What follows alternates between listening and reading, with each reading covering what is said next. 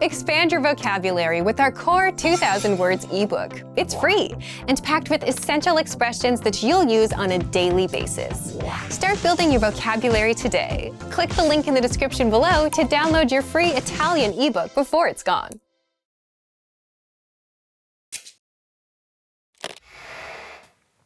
Hi everybody, Marika here. Welcome to Ask a Teacher, where I'll answer some of your most common Italian questions. The question for this lesson is, how are verbs conjugated?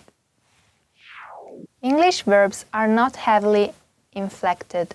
In fact, there are just 3 endings you can add to the infinitive of regular verbs.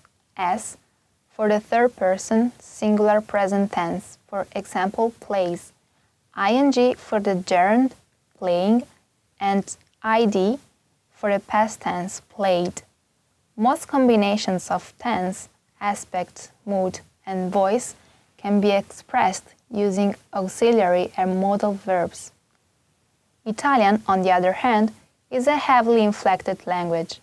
Italian verbs have lots of different endings depending on their subject, tense, and mood.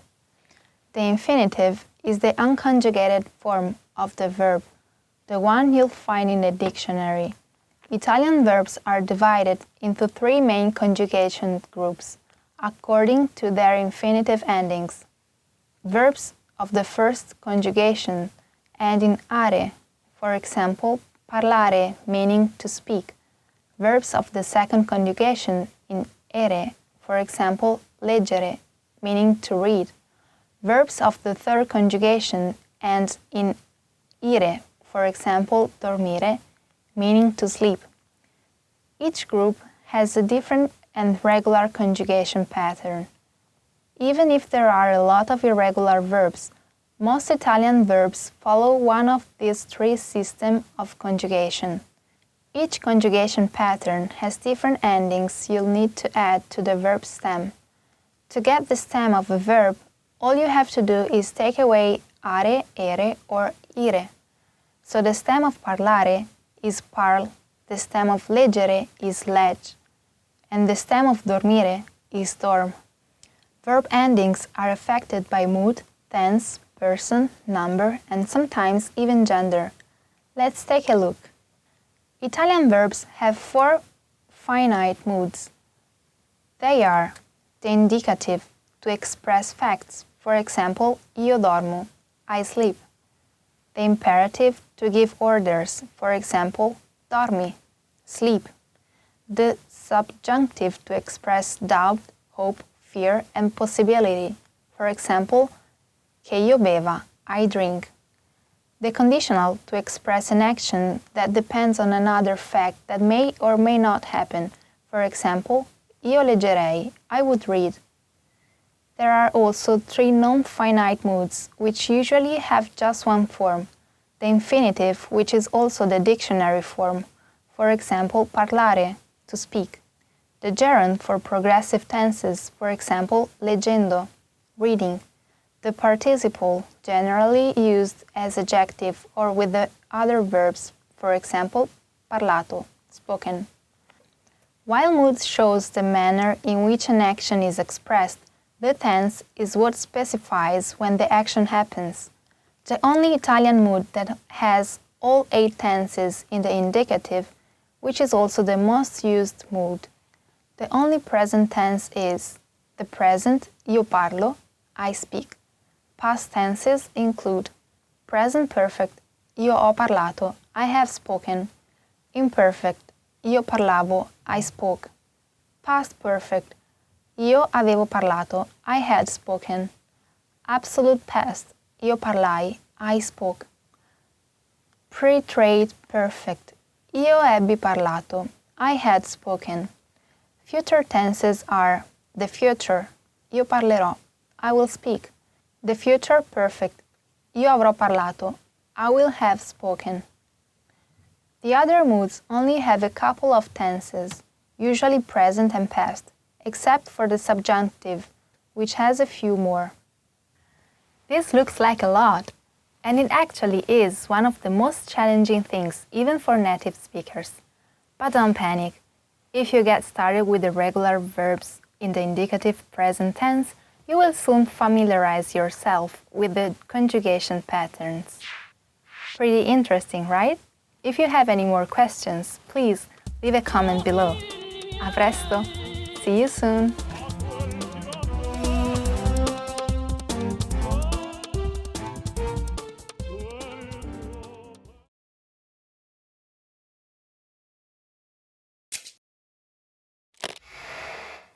Hi everybody, Marika here. Welcome to Ask a Teacher, where I'll answer some of your most common Italian questions.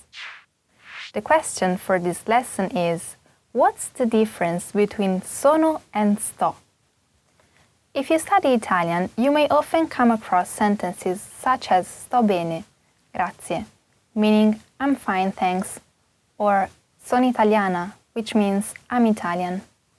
Sono is a conjugated form of the verb essere. Sto is a conjugated form of the verb stare. Now, both Italian verbs essere and stare can be translated as to be in English, but they are used differently. Essere is a direct equivalent of to be. Generally, it expresses a condition.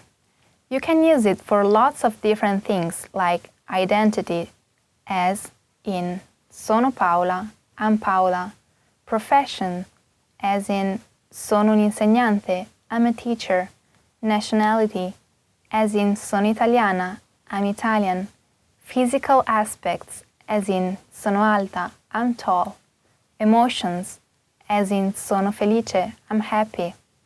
On the other hand, the meaning of the verb stare depends on the context we use it in. Let's see some of the most common ones. To be, as in sto bene, I'm well. To stay, as in oggi sto a casa, I'll stay home today. To fit, as in la maglietta non mi sta, the t-shirt doesn't fit me. To stand, stare in piedi. To lie, stare sdraiato. Also, a lot of idiomatic expressions use stare instead of essere. For example, stai zitto, be quiet, stai fermo, be still, stai attento, be careful. Stare is also used with the gerund verb forms in progressive tenses.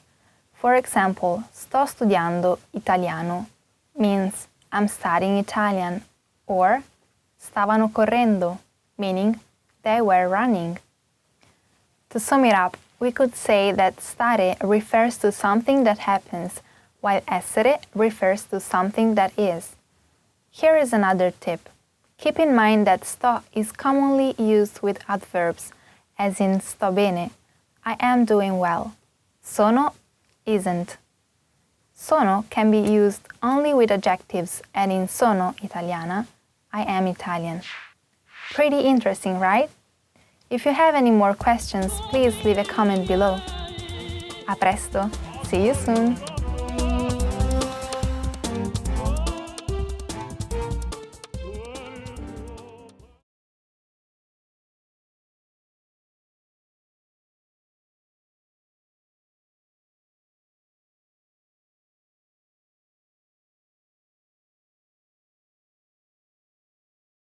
Hi everyone! Do you know how to say I love you in Italian?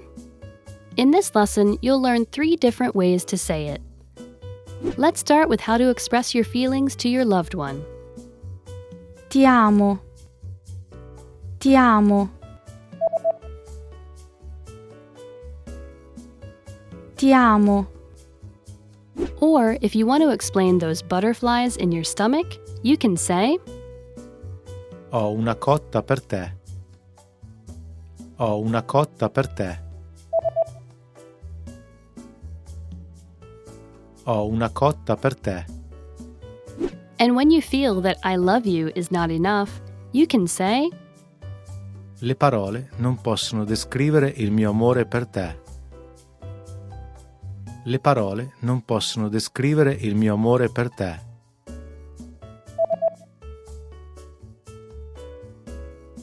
Le parole non possono descrivere il mio amore per te. You just learned 3 different ways to say, I love you in Italian. And if you're interested in learning more, don't forget to download your free Romance and Love cheat sheet, which includes romantic words, compliments, and pickup lines. Check out the description below and go to ItalianPod101.com now. See you next time! Hi everyone! Do you know the 1,000 most useful phrases in Italian? In this lesson, you'll be able to know all of them, so sit back, relax, and have a cup of tea as you listen and learn. Dov'è il bagno? Scusa. Grande. Ho prenotato. Quanto costa? Che cos'è questo? Grazie. Veramente? Potrebbe farmi uno sconto? La connessione Wi-Fi è gratuita? Potrei avere il conto? Ha dei consigli? Posso provarlo?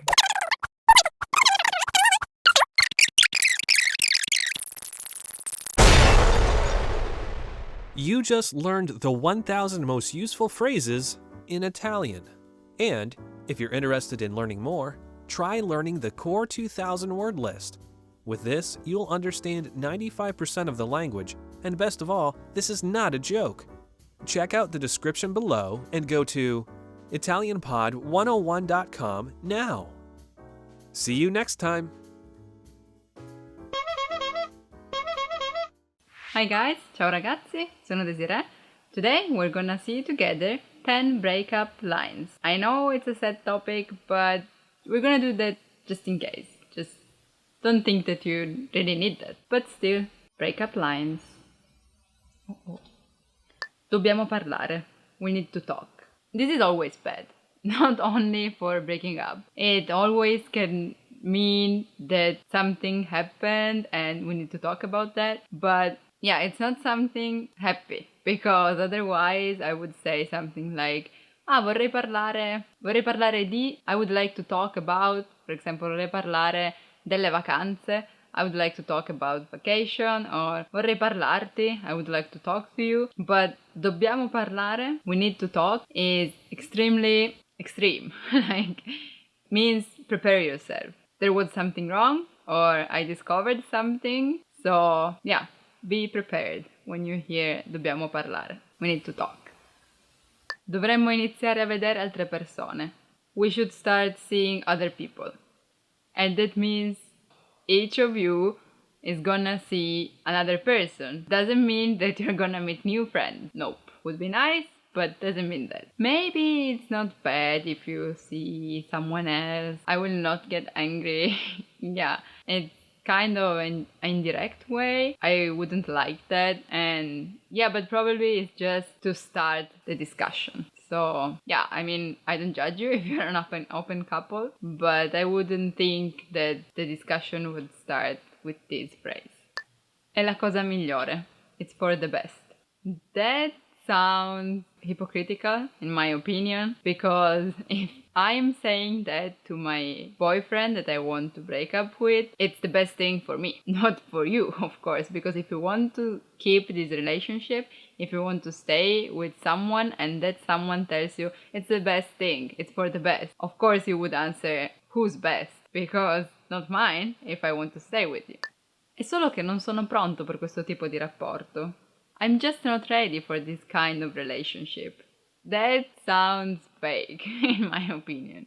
But yeah, you can, like, if someone tells you that, you can be hurt because, yeah, why? Do you think it's too serious or you just want to have fun? So, well, it's still better than being told that later on, like, oh, I wasn't prepared for this thing, so I cheated on you. No, of course, it's better to know that before, but still, it's not fun to break up anyway, and I'm just not ready for this kind of relationship. È solo che non ti amo più. I just don't love you anymore.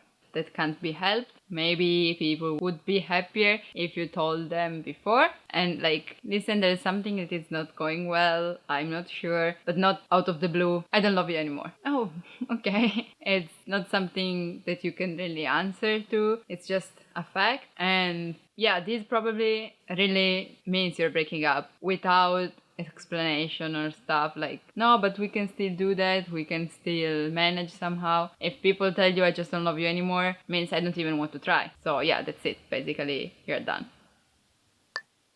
Ho bisogno di concentrarmi sulla mia carriera. I need to focus on my career. Depending on people, they have different priorities, and yeah, you can still maybe say that you will not be an obstacle for that person's career. And yeah, maybe it's not that bad. They're just telling you, hey, I want to focus on my career, so if we still want to stay together, you have to keep in mind that you are not my first priority. If for this reason they are breaking up with you, means they don't want to think about anything else, basically. So yeah, once again, done. Io non sono alla tua altezza. I'm not good enough for you. Okay, to this phrase, people can always answer, who are you to judge? I mean, I'm fine with you. Why are you saying that you're not enough? Probably because you don't want to tell me that I'm the problem and you just want to break up. So I wouldn't like that. Just explain to me or just say to me, I don't like you because this, and this, but don't say to me, I'm not enough for you, because that would be up to me to decide. Non sei tu, sono io. It's not you, it's me. You don't want to say that your partner is at fault, but you don't want to stay with him anymore. It's like saying, oh, you're perfect, so you can't even improve. There's nothing to do anymore. It's just not you, it's my problem. But I don't want to stay with you. Basically, that's the meaning. Penso che abbiamo bisogno di una pausa. I think we need a break. Pausa is pause, break. Let's maybe not talk to each other for some days, weeks. Yeah, the problem in these cases is that you don't really know how long is a break, so it's so ambiguous. Restiamo solo amici. Let's just be friends.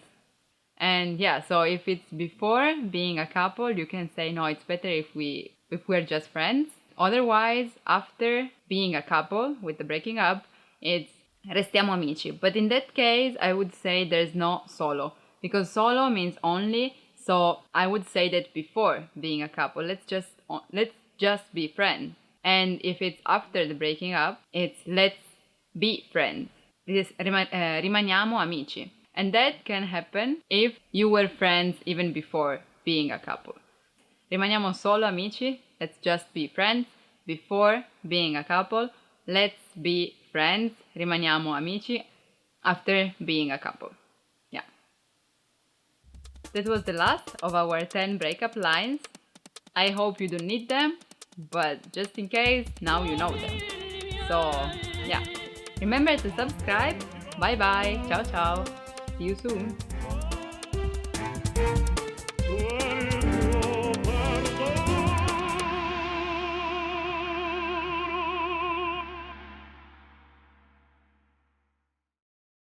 Ciao ragazzi, hi guys, I'm Desiree.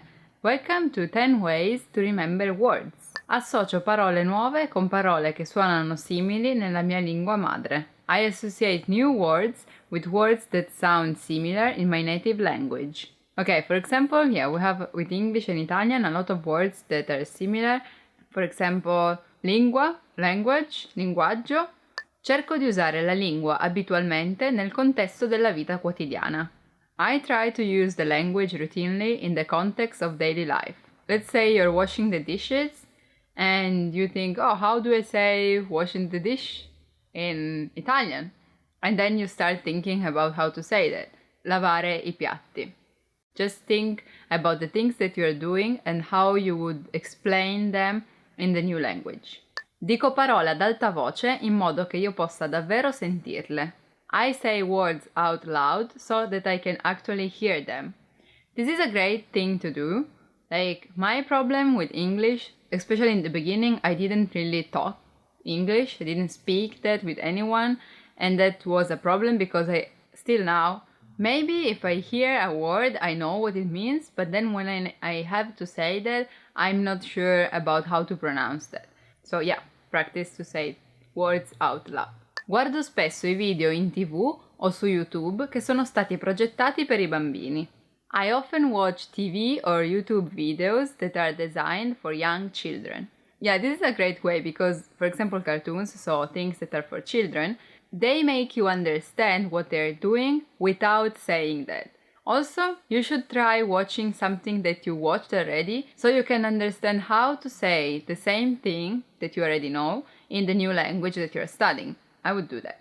Imparo l'origine delle parole e come le diverse parole sono legate le une alle altre. I learn about the roots of words and how words are related to each other.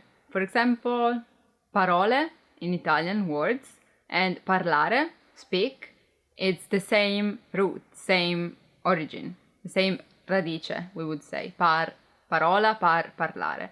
Io uso le ripetizioni, leggere, scrivere e pronunciare le parole più e più volte. I use repetition, reading, writing and speaking words over and over again. Be careful with repetitions because, for example, to me, after I repeat a word a lot of time, I'm like, does this word really exist? I'm not sure anymore about the word itself. So yeah, do that, but maybe with a lot of words, not just one per time. Keep them written somewhere. So even later you can check if you know the words and actually see your improvements. Parlo il più spesso possibile con i madrelingua. I speak as often as possible with native speakers. Maybe also if they don't correct you because they're not teachers or because they just want to talk, it's still useful to see if they at least understand what you're trying to say.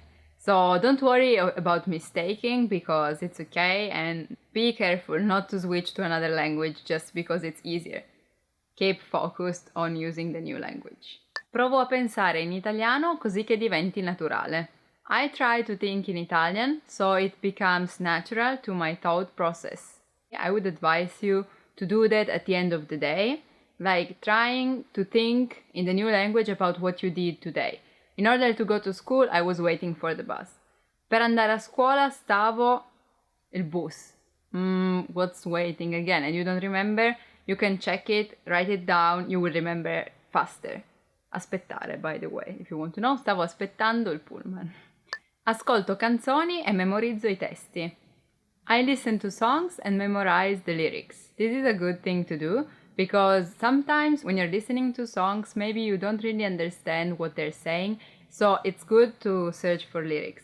Try to sing along with them the next time you hear the song. So you see if you really know, if you really learned the word. Because sometimes in songs, singers use words or expressions that we don't use in daily life. Be careful about that, but still it's a great exercise.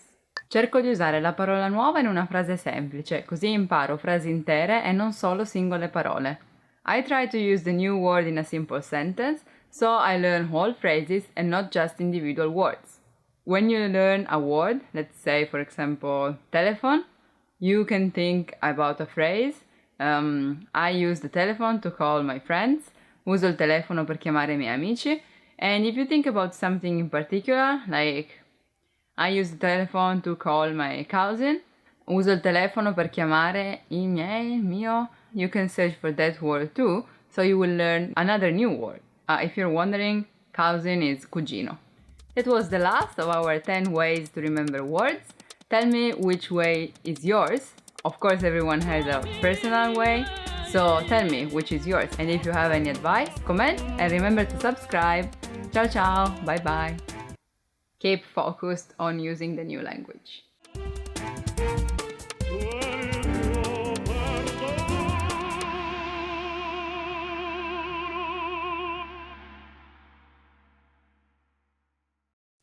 Hi guys, ciao ragazzi. I'm Desiree, sono Desiree, and welcome to 15 happy words. Amare, love. Amare is a verb that you can use with a lot of stuff. For example, your boyfriend or girlfriend, you love them in a romantic way. Your family, you love them. Or your friends, dogs or cats, or even food. You can just say, I love spaghetti, for for example, and that's fine. Bello, beautiful. Bel bambino. Bella ragazza, what a beautiful girl. Bella giornata, what a beautiful day. And yeah, when you say just bello, it's something that you approve, you like. Like, how was your trip? Bello, it was cool, beautiful. Contento, happy. Noi siamo contenti. We are happy. Essere contento, to be happy. You can ask to a kid, for example, sei contento dei tuoi regali? Are you happy about your presents? Grande, great. Remember that grande literally means big, but in this case it's an exclamation like great, grande. Hey, I'm getting married. Great, grande. Orgoglioso, proud. I'm very proud of my children. Sono molto orgoglioso dei miei bambini. I don't have kids, but I hope I can say this someday in my life. Piacere, like. Okay, piacere as a verb means like. For example, a me piace il blu. I like blue. But when you're introducing yourself, you can say, il mio nome è Desiree, piacere. My name is Desiree, nice to meet you. Because it would be piacere di conoscerti, it's nice to meet you. Vivace, lively. That kid is really lively. Quel bambino è molto vivace. So yeah, means he's cheerful and wants to play a lot, maybe, and never asleep, probably. Yeah, also you can say about a city, it's a lively city, è una città vivace. Also a color can be vivace. È un colore molto vivace, it's a lively color. Rilassato, relaxed. Ah, sono così rilassato. Ah, I'm so relaxed. Like, I really need to take a break and go on vacation to relax. Ho proprio bisogno di prendere una pausa, andare in vacanza e rilassarmi. You can also use that as an adjective to people, like, he's a relaxed person. È una persona rilassata. Buffo, funny. Buffo, it's not the same as divertente, that is another way to say funny. For example, that movie was really fun. Quel film era molto divertente. Yeah, I would say that divertente can be used for everything, while buffo it's something more particular. Buffo it's a kind of sweet way to be funny. Like, you can say that Kitty is buffo. It makes you laugh, but not like humor, but more like, oh. Energico, energetic. So someone with a lot of energies. Like, for example, if we just finished playing volleyball and you're like, oh, I'm so tired, sono così stanco, but that person goes like, hey, why don't we play football now? Hey, perché non giochiamo a calcio ora? Questa è una persona energica. It's an energetic person. Entusiasta, excited. She was so excited about the movie. Lei era così entusiasta del film. He's really excited about his birthday and entusiasta del suo compleanno. It can be used with boys and girls without changing. It's always entusiasta. Sono entusiasta della vita. I'm excited about life. Fiducioso, hopeful. I trust people. I am a person that can be called fiduciosa. So yeah, this adjective changes, fiducioso and fiduciosa. Sono fiducioso riguardo al futuro. I'm hopeful about future. Gentile, kind. È una persona gentile. It's a kind person. È sempre gentile con i bambini. It's always kind to kids. Oh, you can also refer about some tastes. You're eating a cake and you say, oh, that has a kind taste. It's not too strong, not too sweet, maybe, not bitter. It's a kind taste. Ridere, laugh. That's the secret of life. Ridere, laugh a lot. È una persona che ride sempre. It's a person who always laughs or who loves to laugh, che ama ridere. Soddisfatto, satisfied. Sono soddisfatto dei miei risultati. I'm satisfied with my results. Sono soddisfatto della mia vita. I'm satisfied about my life. And that's, I think, the goal for everyone. So that's why this is the last of our 15 happy words. Comment with your favorite one or with others happy words that you can think of. And remember to subscribe. Ciao ciao. Bye bye. you're happy and clap your hands.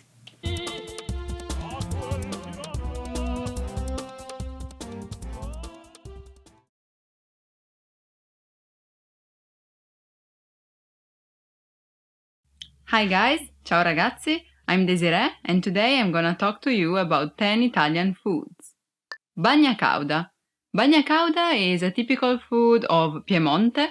It's a dialect expression. So in Italian it would mean cauda from caldo, hot, and bagna is sauce, so hot sauce. Basically it's made with garlic, oil, and anchovies. Since it's hot, it's typical of autumn, but I would say winter, but it's a strong taste and people say that you can know if someone ate that the day before. So yeah, don't eat bagna cauda before a date. Crostata. It's basically a tart, like this big. So it's sweet and you can find it with marmalade. Recently also chocolate cream.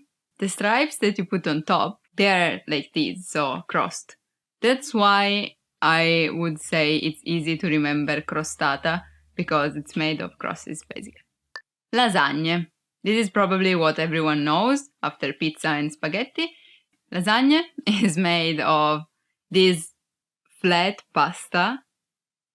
It's flat and long and large that you put at the bottom, and then you put cheese and ragu, that it's meat sauce, and then again pasta, ragu, cheese, pasta, ragu, cheese, pasta, ragu, cheese. You can go on forever if you manage to. My grandma goes on with floors like 14. I counted that once.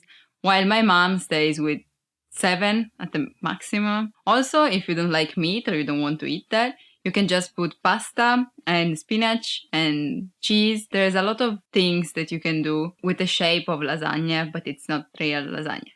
Still, lasagna is the best. Minestrone. Okay, this is basically a soup with vegetables, and it can be with pieces of vegetables. So you cut it and you put it inside water, make it boil, blah, blah, blah. Or you do that and then at the end, you chop it to make it more like a cream. As long as it's a soup and you like it, you can call it minestrone. Minestrone literally means a big minestra, because when you put one at the end of a word, it becomes bigger. And minestra is a soup. So it's a big, big, big soup. Like tavolo, table, tavolone, a big table. Orecchiette con le cime di rapa. This is a dish that is typical from South Italy. It's made with turnip, especially with the part on top of that, the green one. We have endless types of pasta, like hundreds. For example, this one, orecchiette, it's small, like this, and it's not flat, okay? So the sauce can go inside. It literally means small ears. Ear is orecchio, and ette makes things smaller. Like one made things bigger, ette makes things smaller, so small ears with turnip.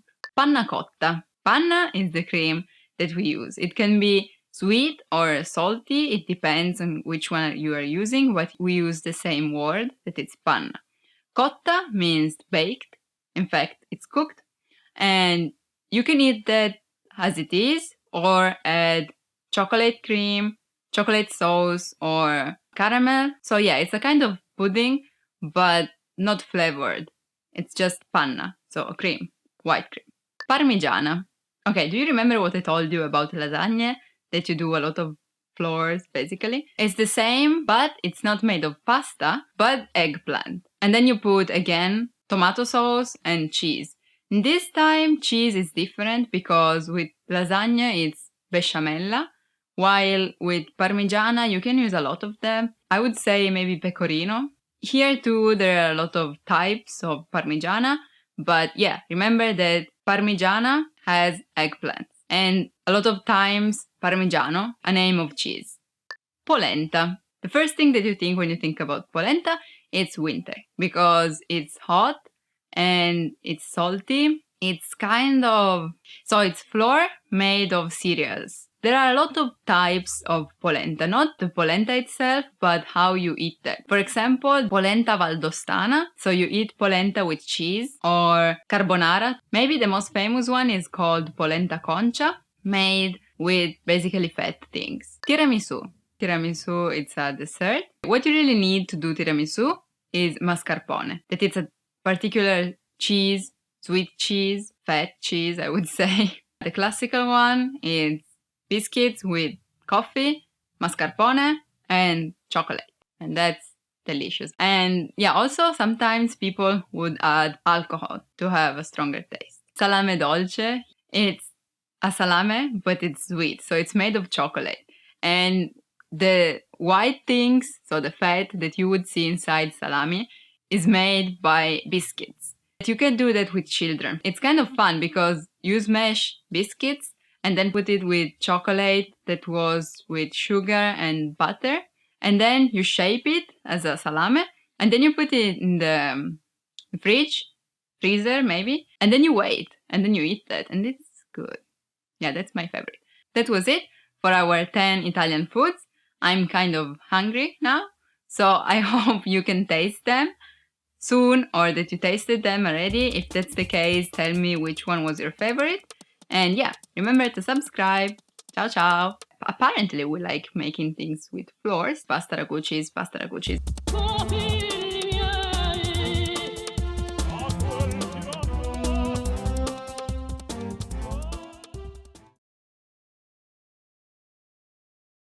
Hi guys, welcome to ItalianPod101.com. My name is Ilaria, nice to meet you. And today we're going to see the top 10 compliments you will always want to hear in my language. So, let's start. Sei bello. You're handsome. Sei bello. You're handsome. You can actually use the female version as well. If you want to say to a girl or a woman that she's beautiful, you can say sei bella. You're beautiful. Sei un amico favoloso. You are an awesome friend. Sei un amico favoloso. You are an awesome friend. Means that you are a beautiful friend. So, sei un amico favoloso if you want to compliment a friend of yours in Italian. Il tuo curriculum è impressionante. Your resume is impressive. Il tuo curriculum è impressionante. Your resume is impressive. This is actually very good when you want to talk with someone about his job and you're actually looking at the CV, you know, and you want to compliment the guy or the girl or the woman, whoever it is, you know, for his job skills. Then you say, il tuo curriculum è impressionante. Also you can say, il tuo curriculum va molto bene. Ottimo lavoro. Great job. Ottimo lavoro. Great job. Means you actually say ottimo lavoro to someone when the work, the job that he has been asking to do is just performed at the best, you know. So you can also say lavoro eccellente as ottimo lavoro. They are the same thing. So you can say ottimo lavoro or lavoro eccellente, which means like they are actually the same thing. Quella giacca sembra carina addosso a te. That jacket looks nice on you. Quella giacca sembra carina addosso a te. That jacket looks nice on you. So this is something that you want to say when someone just is dressed in a way that you like, you know. So you can also say, I like the way I like the way you are dressed up, you know, like, and you can say, mi piace come ti vesti. Mi piace come ti vesti, which is pretty similar to it. Hai buon gusto. You have a good taste. Hai buon gusto. You have a good taste. So, hai buon gusto is actually, you know, usually Italian people have good taste, you know, especially food, fashion, you know, and all this kind of thing. So, you can always say to an Italian person, hai buon gusto. They will always appreciate it. Il tuo sorriso è bellissimo. Your smile is beautiful. Il tuo sorriso è bellissimo. Your smile is beautiful. It's not pretty much nothing to say about this phrase. It's just something really nice to say. Your smile is beautiful. Il tuo sorriso è bellissimo. Very good compliment. Sembri stupendo. You look gorgeous. Sembri stupendo. You look gorgeous. Okay, you might not say this to a guy, or a girl, or, you might feel a bit shy and things like that. But you might think about this, and in that case, you say, sembri stupendo. You're amazing, you look amazing, you look gorgeous in this case, as a compliment, Ti trovo in splendida forma. You look in good shape. Ti trovo in splendida forma. You look in good shape. Another very nice compliment to do, to say to someone. That means that, your body, your shape is okay. So, and people notice it. So if you want to say it to someone like, that you haven't seen for a long time, an Italian friend of yours, you can say, ti trovo in splendida forma. And you will appreciate it for sure. Senza di te non sarebbe lo stesso. Without you, it wouldn't be the same. Senza di te non sarebbe lo stesso. Without you, it wouldn't be the same. So this is something quite powerful to say to someone. It's more than a compliment, really. It's when you actually cannot say without the person or things like that. So it's something really, really important, and something that you might bear in mind, because it's really important. Senza di te non sarebbe lo stesso. So it's something really, really, really nice to say to someone. With this compliment, we actually reached the end of our lesson. Thanks very much for listening. It has been a pleasure to teach you some Italian nice words, as usual. So please subscribe, comment, come back and watch our next video. We will be so happy to give you insights of our amazing language. So take care, guys. Have a nice day and bless you. Bye-bye.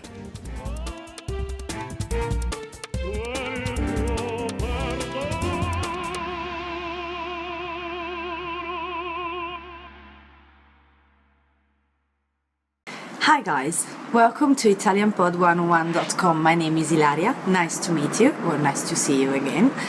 Today we're going to talk about the 10 phrases for surviving back to school. Something that when I used to go to school used to freak me out, Of course, everyone loves holidays, so I was very scared, I was a bit panicking for the beginning of a new year, really. All the time, so it's quite normal, So let's start our lesson. Zaino, backpack. Zaino, backpack. Vado a scuola con lo zaino in spalla. I go to school with a backpack. Compagno di classe. Classmate. Compagno di classe. Classmate. I miei compagni di classe a volte sono dispettosi. Sometimes my classmates are annoying. I used to love my classmates. My classmates used to be my friends. But of course, I had also some people quite annoying. But anyway, my best memories from my school period are because of my classmates, really. So, compiti, homework. Compiti, homework. L'insegnante di matematica ci dà sempre molti compiti da fare a casa. The math teacher always gave us too much homework. So, homeworks as tests at school are a bit annoying as well. In a way, they're really useful, You can also say in Italian, i compiti non mi piacciono, or non mi piace fare i compiti, which means I don't like to do my homework. Esame, exam, esame, exam. Questo fine settimana ci prepariamo insieme per l'esame di latino. This weekend we'll prepare for the Latin exam together. I actually study Latin at school myself. It's a very interesting language, really. It's actually the base of the Italian language. The language itself, it's built in a completely different way than Italian. And also, if you study Latin, it's very useful for your logical reasoning. So yeah, it's very interesting. It's a very interesting language. Pausa estiva, summer break. Pausa estiva, summer break. Non voglio studiare tutti i giorni durante la pausa estiva. I don't want to study every day during the summer break. Okay, this is quite common. It's a bit like the homework thing.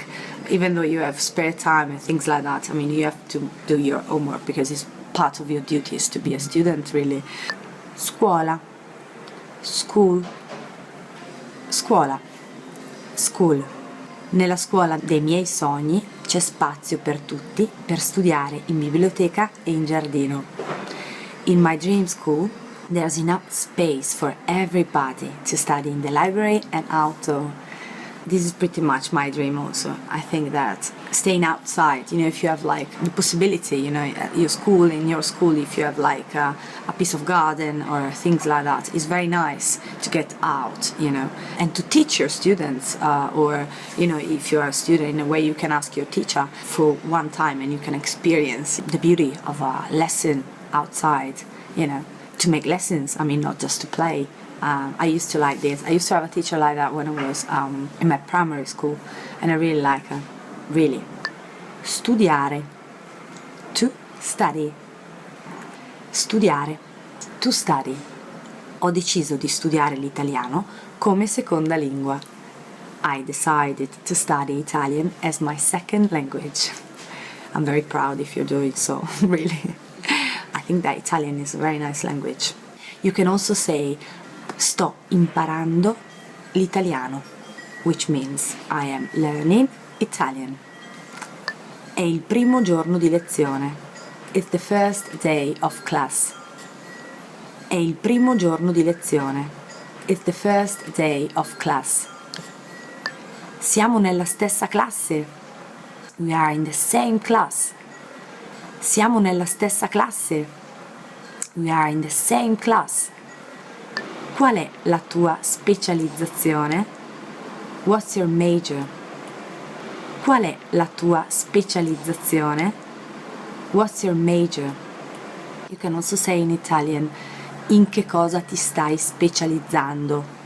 Which is pretty much the same thing. And with this nice question, we actually reached the end of our lesson, guys. Thanks very much for listening. Please comment, subscribe, ask us any questions. We'll be so happy to answer to you. Thank you, and take care always. Bye-bye.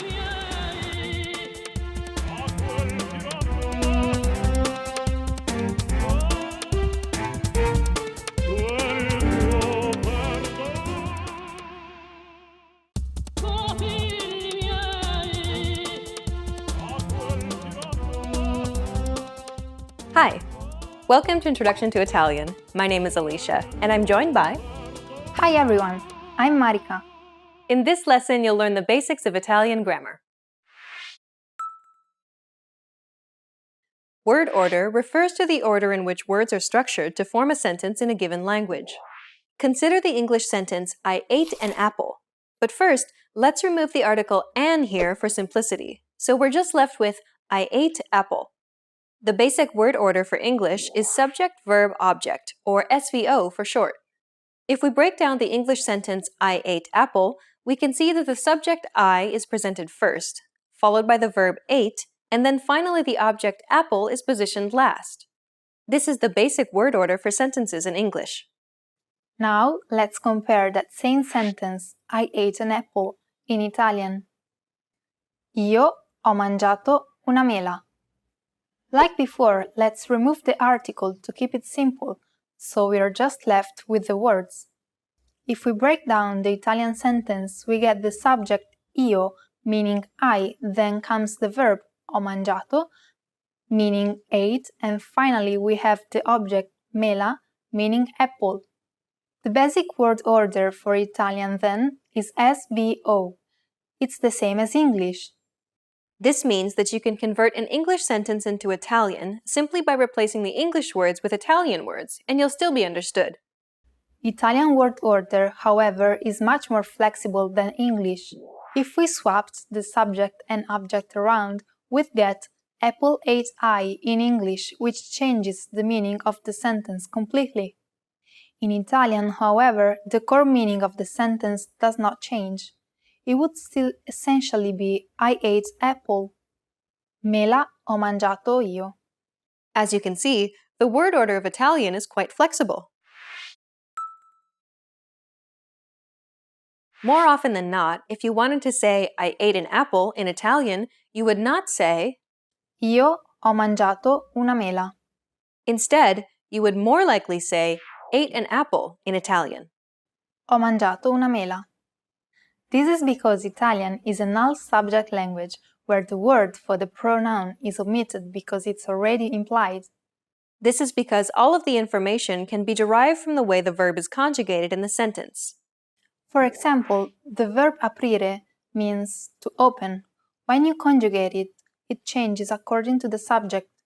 Hai aperto la scatola means you opened the box. Hanno aperto la scatola means they opened the box. Let's take a look at another example. Tornare means to return. Siamo tornati a casa in treno means we return home by train. Sono tornata a casa in treno means I return home by train. Can you see how the subject changes based on the way the verb is conjugated in the sentence? Okay, let's move on. Negating a sentence in Italian is incredibly simple. All you have to do is to put the word non in front of the verb. Let's go back to the original example, I ate an apple. The verb here is ate, or Ho mangiato. In Italian. Ho mangiato una mela. To make this sentence negative, simply add non before the verb ho mangiato. Non ho mangiato una mela. if it were Carla ate an apple, it would be Carla ha mangiato una mela. Adding non before the verb would make it negative. Carla non ha mangiato una mela. Siamo tornati a casa in treno. Non siamo tornati a casa in treno. You can create any negative sentence in Italian simply by adding non before the verb. Asking a question in Italian is even easier than making it negative. All you have to do is simply raise the pitch at the end of a sentence to turn it into a question. Hai aperto la scatola. Hai aperto la scatola? No rearranging of words is needed. Hai aperto la scatola. Hai aperto la scatola? You can create any basic yes-no questions in Italian this way. If you want to be a little more specific, simply add the question word in front of the question. For example, perché means why. Perché hai aperto la scatola? Quando means when. Quando hai aperto la scatola? And come means how. Come hai aperto la scatola? Now you know how to create questions in Italian.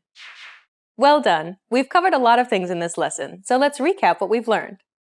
In this lesson, you learned that Italian sentences can be formed using a subject, verb, object, or SVO word order. Italian tends to omit the subject if that subject is a pronoun. You make a sentence negative by adding non before the verb. To turn a sentence into a question, simply raise your pitch at the end. And if you want to be more specific, just add a question word at the beginning of the question. We've covered only the very basics of Italian grammar. If you're interested in learning more, check out our Italian in 3 Minutes video series. In that course, we teach you useful phrases while covering the fundamentals of Italian grammar, and each lesson is only 3 minutes long. In the next lesson, we'll introduce you to the basics of Italian writing. See you in the next lesson. Bye! Bye!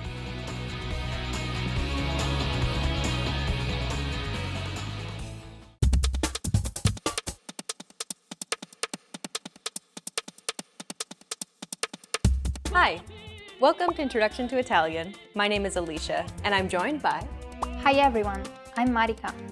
In this lesson, we'll focus on teaching you the most useful Italian words and phrases for absolute beginners. Make sure you're repeating the words out loud after I say the examples. Are you ready? Let's get started. The best phrase to learn when studying a new language is one that expresses gratitude and appreciation. If you had to learn only a single phrase, this would be it.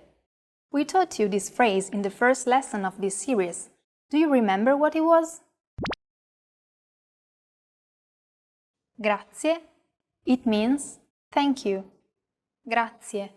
Keep repeating after Marika until you get it. Grazie. Your turn. Grazie. Once more. Grazie. Do you remember the trilled R? We talked about it in Lesson 2. Even though it looks like the English R, the pronunciation is very different. Listen to how Marika is pronouncing this sound. R. R. Altogether, it's... Grazie. One last time. Grazie. The next phrase we'll teach you is perhaps the second most useful phrase of all. It's to apologize or to excuse yourself. Mi scusi. This means excuse me or I'm sorry.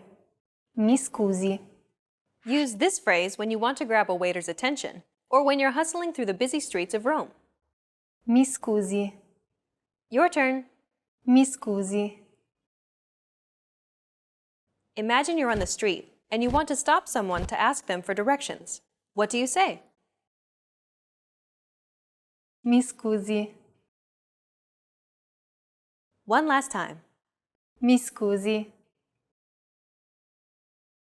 Now you can say thank you, excuse me, and I'm sorry in Italian. Let's move on.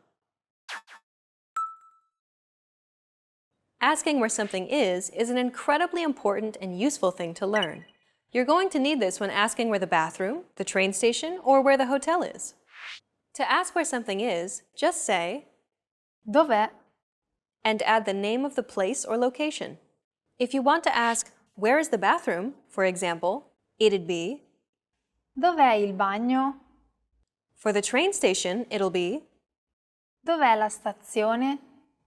and so on. You can ask where anything is simply by starting with Dov'è? and then adding the name of the place or location. Now listen and repeat after Marika. Dov'è? Your turn. Dov'è? One last time. Dov'è? Okay, now let's teach you some vocabulary so that you can use it in the sentence. Here are some of the most common words you'll need to learn. Bagno. Bathroom. Bagno. Dov'è il bagno? Next, Stazione. station. Stazione. Dov'è la stazione? If you ask someone this question, they'll direct you to the closest train station. If you'd like to ask where a specific train station is, like Roma Termini Station, for example, simply place the location after station. Stazione. Stazione Roma Termini. Dov'è la stazione Roma Termini? Next, Hotel. hotel. Hotel. Dov'è l'hotel? For a specific hotel, do the same as before. Just place the name after hotel. Hotel. Hotel Eden. Dov'è l'Hotel Eden? Next, Supermercato. supermarket. Supermercato. Dov'è il supermercato? You can ask where anything is in Italian simply by saying Dov'è? and then adding the name of the place or location. In this final lesson, you learned how to say thank you, excuse me, I'm sorry, and to ask where something is in Italian. And in this series, we introduce you to the basics of Italian pronunciation, grammar, writing, and more. Let's conclude with some parting advice from Marika and listen to some of her tips on how to learn Italian from a native Italian perspective. The biggest mistake I see learners make is trying to master Italian grammar before anything. While grammar is important, it's only really important at a more intermediate level. If you think about it, children learn how to speak their language well before they can actually read a grammar textbook. Your goal at this moment is to expand your vocabulary by learning words for everyday objects in Italian. You can then use those words to string them together to communicate.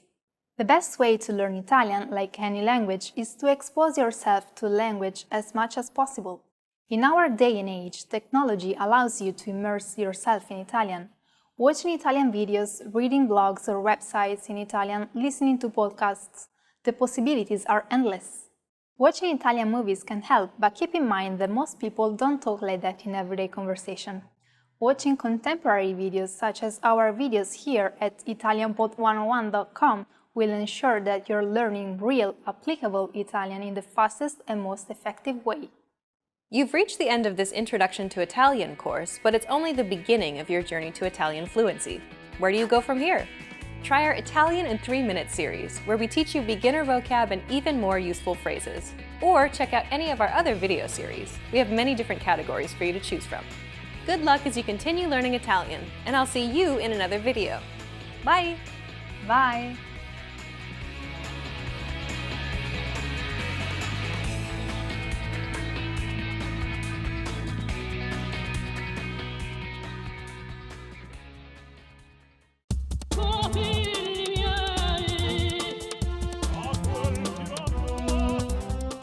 Hi!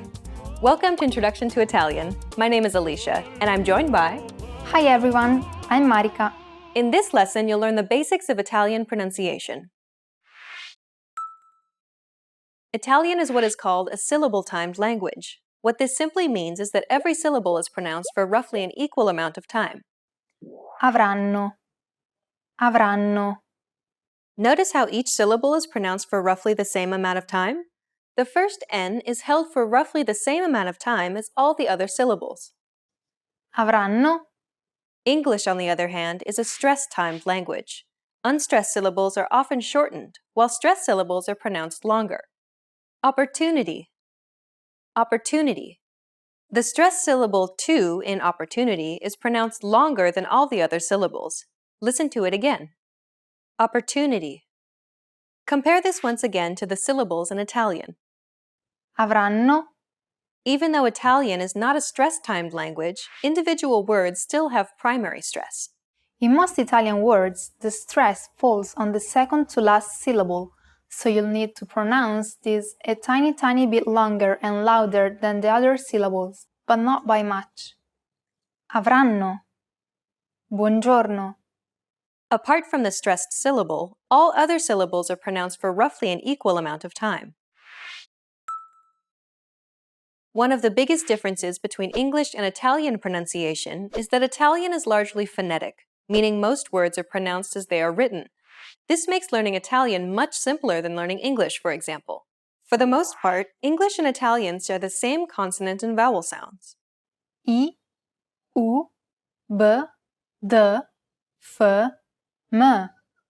In fact, 75% of all sounds in Italian are similar to English, so most of these sounds will be familiar to you. Some sounds, however, will be quite new. The good news, though, is that these will be very limited. E, Z, I. Let's briefly take a look at some of the unique sounds of Italian. First, let's start with the vowels. There are 5 vowels in Italian: A, E, I, O, and U. The vowels A, I, and U will always be pronounced in the same way. A, I, U. These sounds should be relatively easy for you to duplicate. The vowels E and O, however, will be a little more challenging. They each have 2 variant sounds, one open version and one closed version. The open version requires you to open your mouth wide, while the closed version is pronounced more narrowly. Compare the open E followed by a closed E. E, E. E, E. Now the open O followed by the closed O. O, O. O, O. Even when there are 2 or more vowels in a row, just pronounce them separately. Aereo. Okay, now let's move on to the consonants. How would you pronounce this word in Italian? Spaghetti. Spaghetti. Despite not knowing Italian pronunciation, the chances are that your pronunciations of the S, P, and G consonants were spot on. Most consonants you encounter shouldn't be too difficult for you to pronounce. Some consonants, like the rolled R sound in Italian, however, will be more challenging. Do you remember how to pronounce this word? We taught you this word in the previous lesson. It's pronounced grazie. This word uses the rolled R sound. Grazie. To pronounce this sound, place the tip of your tongue on the gum ridge behind your upper teeth, just like you do when you want to say the English D sound. Then relax your tongue and blow out air. R. Concentrate the air pressure at the tip of your tongue and gum ridge. The air will push your tongue away from the gum ridge. When this happens, try to force your tongue back into position. This should all happen very quickly. R, One useful trick is to flip your tongue up and back against the gum ridge the very moment you feel the air begin to push through. r, r. Grazie, grazie. Well done! This is a challenging sound, so don't be too hard on yourself if you didn't get it.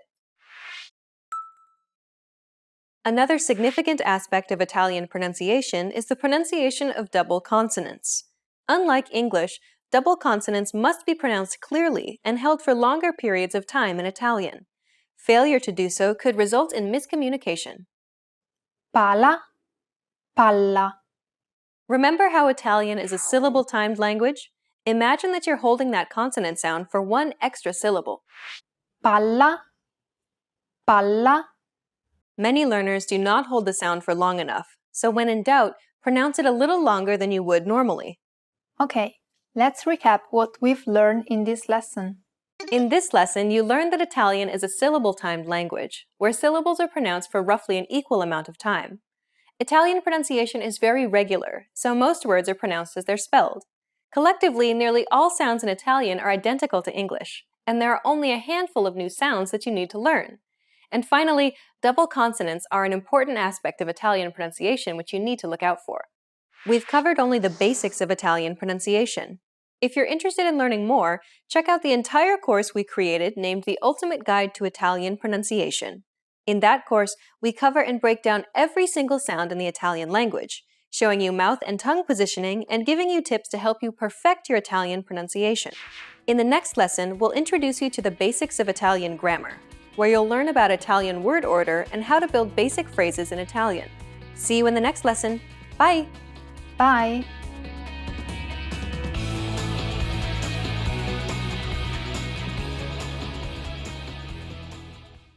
Expand your vocabulary with our Core 2000 Words ebook. It's free and packed with essential expressions that you'll use on a daily basis. Start building your vocabulary today. Click the link in the description below to download your free Italian ebook before it's gone.